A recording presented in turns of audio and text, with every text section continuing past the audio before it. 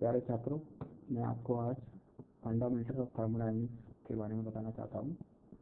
Thermodynamics is a big branch of science. Thermodynamics में बहुत सी चीज़ें आती हैं।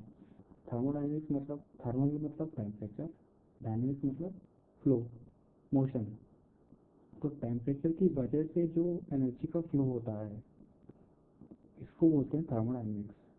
और रेफ्रिजरेशन एंड एयर कंडीशनिंग में क्या होता है? एयर कंडीशनिंग मतलब हीट को अब्जॉर्व करना, उसको कूल करना और उसका फ्लो कराना। तो ये इस थर्मोडायनेमिक्स की ही ब्रांच है। तो हम आज इसके बारे में डिस्कस करेंगे। मेरा नाम फूलचंद वर्मा, डेजिग्नेशन है head of NRDC department, Jodhpur. So these are the outlines of our courses: fundamentals of thermodynamics, thermodynamics of system, thermodynamics function, properties, fundamental law of thermodynamics, its relation, and then process. तो चलिए हम start करते हैं। पहले हम start करते हैं thermodynamics system से। तो थर्मोडायनेमिक्स मतलब मैंने आपको जैसे बता ही दिया है। और सिस्टम मतलब सिस्टम का मतलब उससे करते हैं। जैसे मैं आपको सिंपल लेवल में बताना चाहूँ तो पहले डेफिनेशन लिख लेते हैं। Thermodynamic system is defined as a quantity of fixed mass and identity upon which attention is focused for study and everything external of system is surrounding. तो इसका मतलब ये हुआ कि यूनिवर्स में, इस यूनिवर्स में कुछ कोई भी चीज़ जिस पे भी आप फोकस करना चाहते हैं, जिस पे आप केस स्टडी करना चाहते हैं, तो वो आपका सिस्टम हो गया। और उसके बाहर जितना भी कुछ है वो सराउंडिंग है। तो सिस्टम को सराउंडिंग से डिफरेंट मतलब उससे अलग करती है, उसको हम बोलते हैं बाउंड्री। तो बाउंड्री बहुत इंपॉर्टेंट चीज़ होती है जो कि सिस्टम को सराउंडिंग से अलग करती है। और ये बाउंड्री है वो रियल भी हो सकती है और इमेजिनरी भी हो सकती है। रियल बाउंड्री जैसे मैं आपको एग्जांपल देना चाहूँ, आप घर में, हाँ, जैसे कि मान लो कि आप अपने घर में रहते हो या फिर आप किसी कॉलोनी में रहते हो। तो उस कॉलोनी की जो बाउंड्री एरिया है, बाउंड्री वॉल्स हैं, घर की बाउंड्री वॉल्स हैं, वो आपकी होगी बाउंड्री। और घर के अंदर आप रहते हो वो आपका घर हो गया सिस्टम। और उसके बाहर की दुनिया होगी सराउंडिंग। फॉर एग्जाम्पल लेना चाहूँ तो जैसे, हाँ, हमारा यूनिवर्स। तो यूनिवर्स क्या है? एक सिस्टम है पूरा। उसके अंदर अलग अलग आपकी चीज़ें हैं। जैसे कि आप एग्जांपल लेना चाहो तो आप अपनी अर्थ का एग्जांपल ले सकते हो। तो अर्थ जो है वो हमारा सिस्टम है। और अर्थ के बाहर हमारे जो और भी यूनिवर्स है वो हमारी सराउंडिंग हो गई। और अर्थ को, अपने अर्थ को हमारी यूनिवर्स से डिफर कर मतलब उसको अलग कौन कर रहा है? हमारा एटमोसफेयर। तो यहाँ पे एटमोसफेयर अपनी आंखों से देख नहीं सकते, मतलब उसकी बाउंड्री जो है वो रियल नहीं है, इमेजिनरी है। उसका आप फील नहीं कर सकते, मतलब आप टच नहीं कर सकते ना, महसूस नहीं कर सकते उस बाउंड्री को। तो वो बाउंड्री हमारे सिस्टम को सराउंडिंग से अलग करती है। और thermodynamic system can be further classified into three categories: close system, open system and isolated system. तो ओपन सिस्टम का मतलब तो वो हुआ जिसमें कि आप आपकी जो सिस्टम के अंदर जो चीज़ है वो, और एनर्जी, दोनों मतलब matter and mass, matter and energy, दोनों चीज़ें सिस्टम से बाहर जा सकती हों। जैसे कि आप खुद ही मान लो, एग्जांपल दिया मैंने आपको, आपका घर में, अब घर में आप रहते हो, आप सिस्टम का पार्ट हो। अब आप घर से बाहर जा रहे हो तो आप ओपन सिस्टम हो गया ना, आप घर से कभी भी बाहर सकते जा सकते हो और कभी भी अंदर आ सकते हो। तो ये आपका ओपन सिस्टम हो गया। क्लोज सिस्टम का मतलब होता है कि जिसमें कि मास जो है वो बाहर नहीं जा सके, मतलब एक फिक्स क्वांटिटी होती है वो अंदर ही रहेगी, वो बाहर नहीं जाएगी। वो जाएगी किसी अलग फॉर्म में, हीट के फॉर्म में बाहर जाती है, वो क्लोज सिस्टम हो गया। और आइसोलेटेड सिस्टम, जैसा कि हम आइसोलेट हो जाते हैं, जैसे कि अभी आप कोरोना वायरस के इस दौर में जी रहे हो तो आप हम अपने अपने घर में आइसोलेट हो, मतलब घर से बाहर बिल्कुल नहीं जाना। घर से कोई भी चीज़ बाहर नहीं जाएगी और कोई भी चीज़ अंदर नहीं आएगी। तो that is purely isolated. Example दूँ आपको तो थर्मस, अपना थर्मस का जो फ्लास्क होता है उसमें से कुछ भी जब बाहर एनर्जी बाहर नहीं जाती, ना ही उसके अंदर से कोई पार्टिकल बाहर जाता है। जो वो चीज़ अंदर है वो अंदर ही रहेगी। उसमें से हीट भी, एनर्जी हीट जो है वो एनर्जी के फॉर्म में बाहर नहीं जाती है। तो हमारे जो आइसोलेटेड थर्मस के अंदर जो चीज़ होती है वो उसी टेम्परेचर रहती है। आइडियली अपने हमारे पास जो होते हैं वो आइडियल थर्मोप्लास्ट नहीं होते हैं, तो वो कुछ टाइम बाद वो चीज़ें ठंडी हो जाती हैं। चलिए आगे बढ़ते हैं। Heat and work. Heat and work not a different type of energy, these are different form of energy. Energy की डिफरेंट फॉर्म है। हीट को एनर्जी में वर्क में कन्वर्ट किया जा सकता है और वर्क को हीट में कन्वर्ट किया जा सकता है। बट एक चीज़ बताना चाहूँगा, जो वर्क है उसको हम 100% हीट में कन्वर्ट कर सकते हैं, बट हीट को हम 100% वर्क में कन्वर्ट नहीं कर सकते हैं। और हीट जो है वो लो उसमें आती है, लो ग्रेड ऑफ एनर्जी में आती है, जबकि वर्क जो है वो हाई ग्रेड ऑफ एनर्जी में आता है।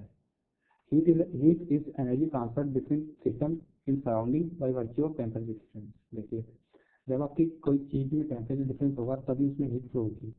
जैसे कि आप चाय पीते हो तो चाय बहुत गर्म है, आपका बाहर का एनवायरनमेंट बहुत ठंडा है चाय के कंपेरिजन में, तो चाय ठंडी होती है, चाय में से चीज़ें हीट एनर्जी बाहर निकल के जाएगी ही जाएगी। आप अपने हाथ में बर्फ रखते हो तो आपकी एनर्जी जो है वो शरीर की, आपका शरीर गर्म होता है, बर्फ ठंडी होती है, तो आपके शरीर की एनर्जी है जो बाहर निकलती है, इसीलिए आपको ठंड लगती है, इसलिए बर्फ ठंडी लगती है। तो जब एनर्जी बाहर जाती है तो ठंड लगती है, जब हमारे शरीर के अंदर एनर्जी आती है, जैसे आप भागते हो तो आपके शरीर के अंदर एनर्जी आती है तो आपको गर्मी लगती है। तो जैसे शरीर के अंदर एनर्जी आती है तो शरीर मतलब एनर्जी गेन करता है तो हीट अप हो जाता है।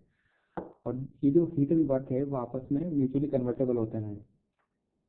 और जैसे कि हम इसमें दे रखा है कि लिख रखा है कि heat is a way of changing of energy system virtue by temperature difference होगा तो ही हीट आपस में चेंज करेगी। Any other means of changing of energy system that is called work. Heat वो भी है कि एनर्जी को हम दूसरे फॉर्म में वर्क भी बोलते हैं, वहाँ पे आगे डिस्कस करूंगा। Sign convention for heat and work. देखिए, जब हम किसी चीज़ का काम करते हैं तो वो हम नेगेटिव अर्थ में आता है, कि हम नेगेटिव अर्थ में आता है कि हम हमको उस चीज़ पर काम करना पड़ा। और किसी चीज़ से हम काम लेते हैं, मतलब किसी चीज़ से हमको काम मिल रहा है, तो वो हो गया पॉजिटिव वर्क। जैसे कि हमको पंखा चलाते हैं हम, तो पंखे से हमको हीट मिलती है, मतलब हवा आती है, तो वो पॉजिटिव वर्क हो गया। और पंखे को चलाने के लिए हमको उस पर एनर्जी देनी पड़ती है, जैसे इलेक्ट्रिसिटी देनी पड़ती है, तो वो नेगेटिव वर्क में आ गई। तो ये हो गए वर्क के साइन कन्वेंशन। हीट का हीट का यह है कि जब हीट सिस्टम से बाहर निकलती है तो उसको नेगेटिव हीट बोलते हैं, जबकि सिस्टम को हीट मिलती है तो उसको पॉजिटिव बोलते हैं। तो ये आप कंफ्यूजन ना हो, क्योंकि हीट के अंदर जो है वो जो जब हीट सिस्टम में जाती है तो उसको पॉजिटिव बोलते हैं, जबकि हम वर्क सिस्टम को देते हैं तो हम वर्क नेगेटिव बोलते हैं। समझ गए? तो थोड़ा इसमें कंफ्यूजन देख लीजिएगा। अब आते हैं थर्मोडायनेमिक फंक्शन के अंदर।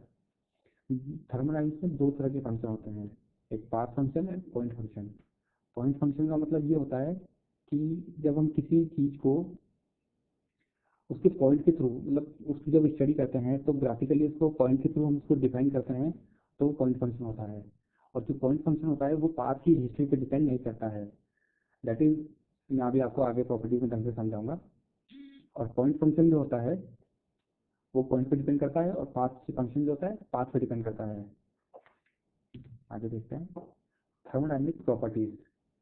प्रॉपर्टीज आपको अच्छे तरीके से समझाना चाहूँ तो जैसे कि, अच्छा हाँ बताता हूँ।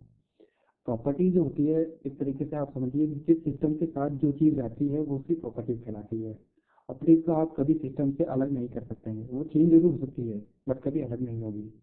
जैसे कि मान लो अभी आपने, अभी आप खुद को एक चीज़ मानो, आप अभी एक पॉइंट पे खड़े हो, आपकी बॉडी का कोई टेम्परेचर होगा, ठीक है, आपकी कुछ प्रॉपर्टी होगी, आपकी बॉडी का टेम्परेचर होगा उसका। अब आप अब आप भाग के किसी और पॉइंट पे गए तो आपकी बॉडी का टेम्परेचर चेंज हो गया। तो टेम्परेचर क्या है? प्रॉपर्टी है जो कि चेंज हुई है, उस सिस्टम से निकली नहीं है, वो हमेशा सिस्टम के साथ ही रहती है, ठीक है। तो उसको हम प्रॉपर्टी बोलते हैं। तो property defined by only of state of system. देखिए, अभी मैंने बताया कि प्रॉपर्टी सिस्टम की स्टेट पे चेंज रहती है। जैसे मैं आपको बताया कि अभी आप एक जगह हो, एक जगह दूसरी जगह गए तो आपकी प्रॉपर्टी चेंज होगी लेकिन रही आपके साथ ही। तो प्रॉपर्टी को हम सिस्टम से कभी अलग नहीं कर सकते। प्रॉपर्टी जो होती है वो पॉइंट फंक्शन होती है, एक पॉइंट पर दूसरे पॉइंट टू पॉइंट वेरी करती है, बस पाथ से फ्लो फॉलो नहीं करती है, पाथ फॉलो नहीं करती प्रॉपर्टी, हमेशा पॉइंट फंक्शन में रहती है। और प्रॉपर्टी जो होती है दो तरीके की होती है, इसको हम दो कैटेगरी में डिवाइड कर सकते हैं, एक्सटेंसिव प्रॉपर्टी और इंटेंसिव प्रॉपर्टी। इंटेंसिव प्रॉपर्टी जैसे कि हम इंडिपेंडेंट हो, इंटेंसिव मतलब इंडिपेंडेंट, इंडिपेंडेंट और मास, जो प्रॉपर्टी मास पे डिपेंड नहीं करती है। जैसे आपको एग्जांपल देना चाहूँ तो आपका जो डेंसिटी है, फुल इंटेंसिव प्रॉपर्टी है। और जो आपका वॉल्यूम है वो एक्सटेंसिव प्रॉपर्टी है। आपका प्रेशर जो है वो इंटेंसिव प्रॉपर्टी है, वो मास पे डिपेंड नहीं करता है। और वॉल्यूम जो है वो मास पे डिपेंड करता है। डेंसिटी मास पे डिपेंड नहीं करती। आप कंफ्यूज हो रहे होंगे बिकॉज अभी आप एक पेंसिल लो, उसकी डेंसिटी कुछ होगी, उसके दो टुकड़े करो तो भी वो उतनी डेंस रहेगी, उसमें कोई डिफरेंस नहीं होगा, तो उसकी डेंसिटी चेंज नहीं होगी। तो जो डेंसिटी है वो मास पे डिपेंड नहीं करती। जैसे मास वो पेंसिल को तोड़ने पर उसके दो अलग अलग मास हो गया, एक फिक्स मास था वो दो टुकड़ों में बट गया, लेकिन उसकी डेंसिटी चेंज नहीं हुई है। तो ये इंटेंसिव प्रॉपर्टी हो गई। अब आते हैं zeroth law of thermodynamics. This is basic law of temperature. इसको बेसिक लॉ बोलते हैं। एक्चुअली ये फर्स्ट लॉ के बाद डिफाइंड हुआ था, लेकिन इसकी इसकी नेसेसिटी के अकॉर्डिंग इसको जीरोथ लॉ बोला गया। तो इसमें ये है कि जैसे कि आप एग्जांपल लो कि आपने तीन रॉड हैं, तीन रॉड को आपने गर्म किया अलग अलग टेम्परेचर पे, और तीनों को आपने सटा के रख दिया। तो कुछ टाइम बाद क्या होगा, तीनों रोड का टेम्परेचर बराबर हो जाएगा। बराबर हो जाएगा मतलब तीनों आपस में हीट फ्लो होगी maximum temperature to minimum temperature. तो जो टेम्परेचर ए का होगा, बी का होगा, सी का होगा, उनका तीनों का सेम होगा। जैसे कि मान लो ये बी है, ए है, सी है। अब तीनों को हमने ये जो कनेक्ट कर दिया है इसके थ्रू, स्ट्रिंग के थ्रू कुछ भी मान लो आप, तो इसका टेम्परेचर जो बी का होगा वो कुछ देर बाद ए का हो जाएगा, और जो ए का है वो सी का हो जाएगा। तो टेम्परेचर बी बराबर ए और टेम्परेचर सी बराबर ए, दैट इज ए बराबर बी बराबर सी। आप देखिए ये डायग्राम दिख रहा है आप, इसमें देखिए ये सिस्टम है, ये सराउंडिंग है। जब हीट फ्लो इनपुट होती है तो दैट इज पॉजिटिव, और वर्क हमें मिलता है तो वर्क वर्क भी पॉजिटिव होता है। तो फर्स्ट लॉ जीरो फ्लो हो गया। अब फर्स्ट लॉ क्या होता है, conservation of energy. First law हमें ये बताता है कि कन्वर्जन दैट इज कन्वर्ट होता है, मतलब एनर्जी का कन्वर्जन जो होता है वो हमारे फर्स्ट लॉ में आता है। मैं आपको आगे बताता हूँ फर्स्ट लॉ ऑफ थर्मोडायनामिक्स। जैसे कि ये मैंने आपको बताया था कि हीट जो है वो फुल्ली कन्वर्टेबल नहीं होती वर्क में, जबकि वर्क फुल्ली कन्वर्टेबल हो सकता है हीट के अंदर। तो जैसे कि जबकि इसमें ये जो सिंबल है इसमें साइक्लिक लगा रखा है, साइक्लिक का सिंबल, मतलब जो टोटल चेंज ऑफ एनर्जी है वो सेम रहेगा दोनों के अंदर। अब देखिए हीट को हमने वर्क में कन्वर्ट किया तो फुल्ली कन्वर्ट नहीं हुआ, कुछ कुछ हीट लॉस हो गई, ठीक है, कुछ हीट लॉस हो गई। तो ये नेगेटिव मतलब इनका जो डिफरेंस बचा ना, उसको हम जो हीट लॉस हुई उसको हम यूसेज यूनिट कहते हैं, और वो यू क्या है, इंटर एनर्जी।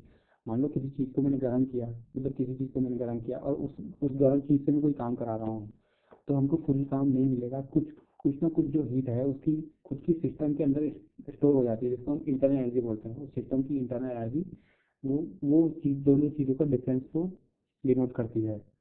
तो ये इंटरनल एनर्जी बहुत इंपॉर्टेंट टर्म है। अभी आ गया first law. First law that is converted conversion law. कि ये हमारा एक ओपन सिस्टम है। ओपन सिस्टम मतलब इधर से मास आ रहा है और इधर से मास जा रहा है, कंटिन्यूस फ्लो है ये। तो इधर से आ रहा है, इधर से जा रहा है, ये हमारा ओपन सिस्टम है, ठीक है। तो ये फर्स्ट लॉ क्या बोलता है कि फर्स्ट लॉ ये बोलता है कि वर्क जो है कन्वर्टेबल है। अब इधर से कुछ मास आया जिसकी ये प्रॉपर्टीज है, ये एंथैल्पी है, वॉल्यूम है, ये पोटेंशियल है, ये मास है। अब यहाँ से वर्क आया, वर्क हुआ, काम हुआ, ठीक है। और बात ये जो हमारा ये मास है, जो हमारा ये क्वांटिटी ऑफ ये फ्लो है वो आई और चली गई। अब यहाँ से हीट आई और वर्क मिला, तो ये डिफरेंस हो रहा है इसी एक चीज़ का, वो जो हमारे वर्क अंदर कन्वर्ट हो गया। ये हमारी स्टडी फ्लो एनर्जी क्वेश्चन, ये आपको बाद में समझाऊंगा। स्टडी फ्लो एनर्जी क्वेश्चन थोड़ी बात की बात है, इतना लंबा थोड़ा डिस्क्रिप्शन आपको अभी समझ में नहीं आएगा। तो ये जो चीज़ हुई आपकी, ये टोटल एनर्जी जो है वो कंजर्व रहती है। टोटल साइकिल मतलब हुआ टोटल। हमारा second law of thermodynamics. Second law of thermodynamics क्या करता है कि इनइक्वालिटी ऑफ क्लासेस, इसको क्लासेस इनइक्वालिटी के नाम से भी जाना जाता है। एंट्रोपी क्या होती है, एंट्रोपी होती है रैंडमनेस। मतलब कोई भी जो इक्वेशन, कोई भी चीज़ जो हमारे यूनिवर्स में चलती है वो आइडियल नहीं होती है, उससे एनर्जी लॉस होते ही हैं। तो ये एनर्जी लॉस जो होते हैं ये हमारी सिस्टम की एंट्रोपी को कंटिन्यूसली बढ़ाते रहते हैं। मतलब रैंडमनेस होगी ना, कुछ ना कुछ चीज़ रैंडम हो रही है तभी तो एनर्जी लॉस हो रही है। तो ये हमारी यूनिवर्स की जो एंट्रोपी है वो कंटिन्यूसली बढ़ती आ रही है। देखिए ये लेस देन जीरो हुई और इक्वल टू जीरो हुई, मतलब ये साइक्लिक सिंबल है। डेल्टा पी बाई टी, इसको हम एनर्जी वो एंथैल्पी बोलते हैं। इक्वल टू जीरो मतलब रिवर्सिबल। अगर ये इक्वल जीरो हो गया मतलब ये एंट्रोपी जो है वो जीरो हो गई, मतलब रैंडमनेस नहीं है उस सिस्टम के अंदर, तो आइडियल सिस्टम हो गया। तो आइडियल सिस्टम मतलब रिवर्सिबल हो गया। रिवर्सिबल समझ रहे हो आप, कि जो इक्वेशन फॉरवर्ड डायरेक्शन में गई वही इक्वेशन बैकवर्ड डायरेक्शन में आ सकती है, तो ये हमारा रिवर्सिबल हो गया। और less than zero the cycle is reversible और पॉसिबल। कि जब लेस देन जीरो हुआ तो मतलब साइक्लिक इंटरवल मतलब जीरो हो सकता है, एनर्जी मतलब लॉस हो रही है, एनर्जी बाहर जा रही है हमारी, तो क्यू मतलब नेगेटिव हो गया। जब एनर्जी लॉस होती है, सिस्टम से एनर्जी निकलती है तो क्यू नेगेटिव होता है हमारा, तो नेगेटिव होता है तो मतलब लेस देन जीरो हो गया। बट ये चीज़ बहुत इंपॉर्टेंट है कि एनर्जी ये जो साइक्लिक इंटीग्रल है ये मोर देन जीरो नहीं हो सकता। मतलब कि आपके जो यूनिवर्स है उसका उसकी एंट्रोपी बढ़ती ही रहती है, उसमें ये साइक्लिक इंटीग्रल है ये ग्रेटर देन जीरो नहीं हो सकता, इम्पॉसिबल है ये। मैथमेटिकल एक्सप्रेशन ये है, ये टोटल मतलब डेल्टा एस और टोटल मतलब यूनिवर्स की जो एंथैल्पी है, एंथैल्पी सॉरी एंट्रोपी है, वो कंटिन्यूसली बढ़ रही है। तो ये इसका जनरल डेफिनेशन हो गई इसकी। थर्ड लॉ की कोई बेसिक लॉ है, ये है कि मतलब कोई भी चीज़ है अपनी यूनिवर्स में, मतलब उसको हम मतलब एब्सोल्यूट टेम्परेचर, मतलब आपको पता है एब्सोल्यूट टेम्परेचर होता है -273 डिग्री सेल्सियस। मतलब किसी भी प्रोसेस का टेम्परेचर कितने भी प्रोसेस के बाद एब्सोल्यूट जीरो अचीव करना इम्पॉसिबल है। अब इसकी ज़्यादा कोई एप्लीकेशन है नहीं, बस ये डिफाइन किया हुआ है कि किसी भी चीज़ द्वारा किसी भी प्रोसेस द्वारा किसी भी सिस्टम का टेम्परेचर एब्सोल्यूट जीरो अचीव करना पॉसिबल है। बिकॉज एब्सोल्यूट जीरो टेम्परेचर पर जो भी मॉलिक्यूलर एक्टिविटीज होती है वो सब जीरो हो जाती है। आइडियली माना जाता है कि वहाँ पर मतलब मोशन जो पर्टिकुलर मॉलिक्यूल्स का जो मोशन होता है वो जीरो हो जाता है। सो थैंक यू गाइस, अभी के लिए इतना ही, फिर दूसरी वीडियो में मिलेंगे।